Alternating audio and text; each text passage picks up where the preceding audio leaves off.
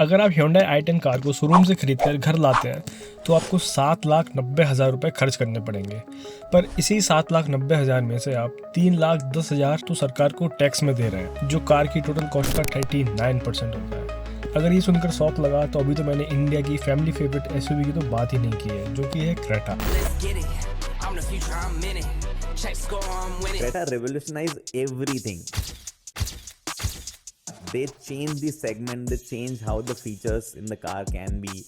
They changed the engine options, diesel, turbo, normal petrol. आपको CNG डालना है बाद में वो डाल लो, ऑटोमेटिक चाहिए वो दे देंगे, मैनुअल चाहिए वो दे देंगे, एडास चाहिए ले लो, आपकी गाड़ी को बाहर से खड़े होकर ऑन करना है ले लो। Creta became took that center stage. Creta की ऑन रोड प्राइस 16 लाख रुपए है और सरकार इस पर 8,60,000 का तो टैक्स ही ले लेती है, जो कि 54% होता है गाड़ी की टोटल कॉस्ट का।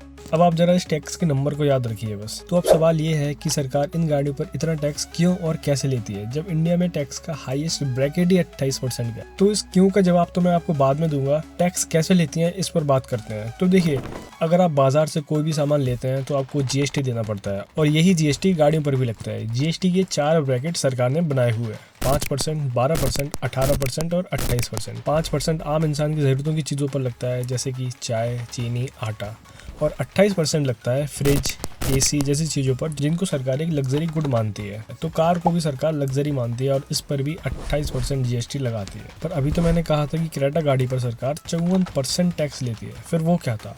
यही तो सारा खेल है सरकार का।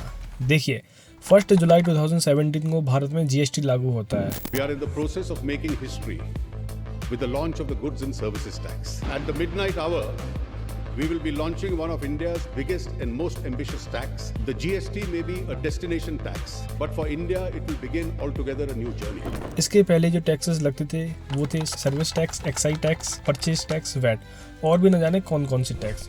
तो जब जीएसटी आया तो सरकार का ये प्लान था कि इन सभी टैक्सेस को हटाकर एक टैक्स कर देंगे जिसको जीएसटी कहेंगे। और जीएसटी के पहले कार पर जो टैक्स लगते थे वो थे एक्साइज और वैट, जिनका एवरेज होता है 49%। पर अब जीएसटी के लगने के बाद सरकार की सबसे बड़ी परेशानी ये थी कि अगर गाड़ियों को 28% ब्रैकेट में रखेंगे तो सरकार का तो 21% का सीधा सा नुकसान हो गया। तो इसके लिए सरकार लाई सेस, जो कि 1% से 22% तक लग सकता है। मतलब 28% जीएसटी प्लस 22% सेस, जो कि होता है 50% टोटल टैक्स। अब सेस सभी गाड़ियों पर 22% नहीं लगता है। सरकार का सेस लगाने का तरीका बड़ा इंटरेस्टिंग है। देखिए, वो गाड़ियां जिनकी लेंथ 4 मीटर से कम है उन पर कम टैक्स लगेगा, मतलब 1% और 3%, और जो 4 मीटर से ज्यादा है उन पर ज्यादा टैक्स लगेगा, जैसे 15, 20 और 22%। और ये सारे टैक्स एक गाड़ी के एक शोरूम प्राइस पर लगाए जाते हैं। और इसी की वजह से कंपनियां बहुत ही चालाकी से अपनी गाड़ियों को 4 मीटर से बस थोड़ा सा कम रखती हैं कि इन पर कम टैक्स लगे। जैसे टाटा की Nexon, Hyundai i10, Hyundai Venue, ये सभी वो गाड़ियां हैं जिनको जानबूझकर 4 मीटर से बस जरा सा कम रखा गया है कि इन पर टैक्स कम लगे। अब किस गाड़ी में कितना सेस लगेगा वो आप इस चार्ट में वीडियो को पॉज करके देख सकते हैं। इस चार्ट में जो सबसे ज्यादा टैक्स मेंशन है वो है 22%, जो कि एसयूवी पर लगता है।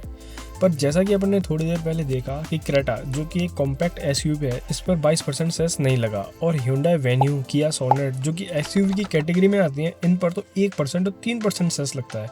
आखिर ऐसा क्यों? तो देखिए, सरकार की एसयूवी की डेफिनेशन अलग है। सरकार उन गाड़ियों को एसयूवी मानती है जिनका इंजन 1.5 लीटर से बड़ा हो, उनकी ग्राउंड क्लियरेंस 170 mm से ज्यादा हो, और वो गाड़ियां जिनकी लेंथ 4 मीटर से ज्यादा हो, वो एसयूवी की कैटेगरी में आती हैं और इन पर लगता है 22% सेस।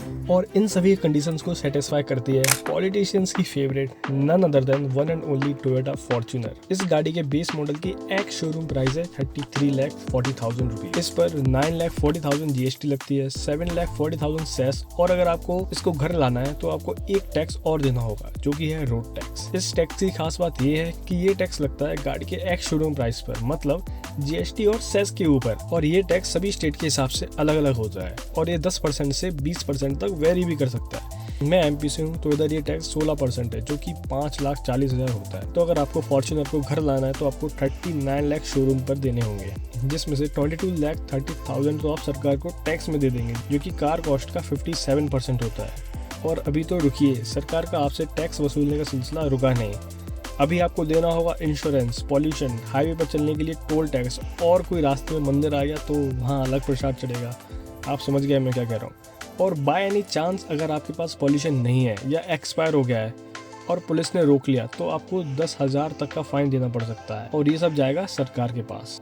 तो दोस्तों ये थी इंडिया में टैक्सेस की कहानी, और अगर आपको इस वीडियो से कुछ भी वैल्यू मिली हो तो काइंडली सब्सक्राइब ऐसी और वीडियोस देखने के लिए।